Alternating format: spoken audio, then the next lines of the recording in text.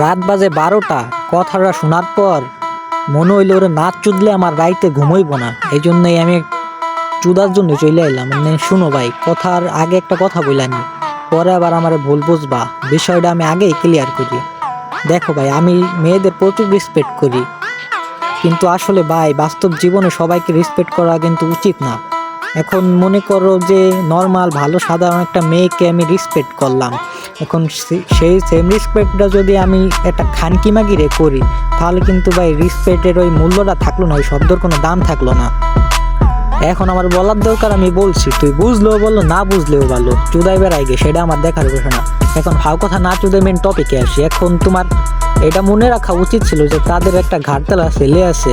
এখন খানকি মাগি তোর বোঝা উচিত ছিল, তাদের অপমান করার আগে তোর 100 বার ভাবা উচিত ছিল যে তার ছেলের চুদন সামলানোর ক্ষমতা কি তোর হয়েছে নাকি, তোর হেডাই কুলাবে নাকি। খানকি মাগি, এক খানকি মাগি আমার মারে অপমান করছে, যোগ্যতা নিয়ে কথা বলছে। এখন সে যেই হোক, তার তো জনের চুদন দেওয়াই লাগবে। এখন সে কেডা, আমার কি হয়, কার কি হয়, সেটা আমার দেখার বিষয় না। দেখি ওর হেডায় কতক্ষণ কুলাই। এখন ভাই আমার মারে অপমান করার কারণ আছে। বাজারের পাশে এক মাগি গর্থ দেওয়া অর্থ ইনকাম করবে। এই যে 500 টাকার বিনিময়ে আধা ঘন্টা, 1000 টাকার বিনিময়ে 1 ঘন্টা, টাকার বিনিময়ে 1 ঘন্টা সার্ভিস দিত।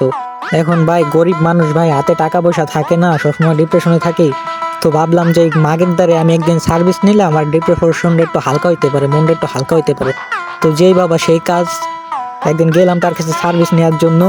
তো ভাই যাওয়ার পর আমি ওরে ঠিক মতো সার্ভিস দিতে পারি নাই ভাই। একটু সার্ভিস দেওয়ার পরে ভাই আমি দুর্বল হয়ে গেছি, শরীর মল দুর্বল হয়ে গেছে। তো ভাই আমি দুর্বল থাকার কিছু কারণ আছে ভাই। আমার মা বাপ গরিব, আমি গরিব ভাই, আগেই তো বললাম যে আমরা গরিব ভাই। তাই আমার মা বাপ আমার ডিম কিনে খাইতে পারিনি ভাই, তাই আমার পুষ্টি কম ভাই। তখন আমি তাকে ঠিক মতো সার্ভিস দিতে পারিনি ঠিক মতো, তাই তাকে আমি টাকা না দিয়ে চলে আসি ভাই, কারণ আমি গরিব ভাই, ঠিক মতো সার্ভিসও দিতে পারিনি। তাই আমার টাকার উপর তো মায়া লাগলো ভাই, তাকে আমি এই জন্য সার্ভিস দিতে পারিনি। তখন সে মাগে আমার উপর রাগ হয়ে আমার মাকে ফেসবুকে মেসেজ দিয়ে বলে, যার ছেলের একটা ডিম খাওয়ানোর যোগ্যতা নাই সে আবার বড় বড় কথা বলে।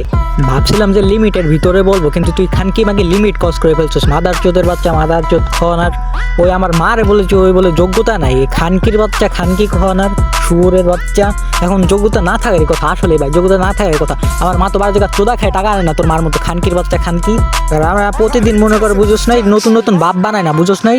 চোদানির মাইয়া, তুই আবার বড় বড় কথা কস। ফুডানির মারা খানকির মায়া, খানকি তোর বাপ কি ওরে? মাদার চোদের মায়া, মাদার চোদ। আগে নিজের দিক তাকাই কবি খানকির মায়া।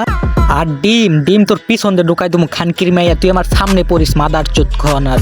আমি পোলা সব সহ্য করবো, কিন্তু আমার মা বাপরে নিয়ে কিছু কথা বলবি একবার গোষ্ঠী চুদ্দা ছাইড়া দেবো। কোন খানকির পোলা কোন মাদার চোদ বললো সেটা আমি দেখবো না। কিন্তু কোনো খানকির পোলা যদি ভিডিও রিপ্লাই দিস ওর দেখিস আমি কি করি। তোর খানকির পোলা যে কদিন লাগবো লাগুক, আমার ওই একদিনের চোদনে তুই সামলাইতে পারবি না মাদার চোদ খাওয়ানার। আর কিছু বলতে হলে তুই সামনে আইস, খানকির পোলা মাদার চোদ খাওয়ানার। খানকি তুই আমার মারে যদি নেক্সট টাইম কিছু বলো, এইসব শুধু চুদমু সারা জীবন মনে রাখবি। খানকির মেয়ে তোর গুয়া লাল করে দিবি মাদার চোদ খাওয়ানার। जब काटने की औकात नहीं होना तो भौंकना भी नहीं चाहिए खतरी।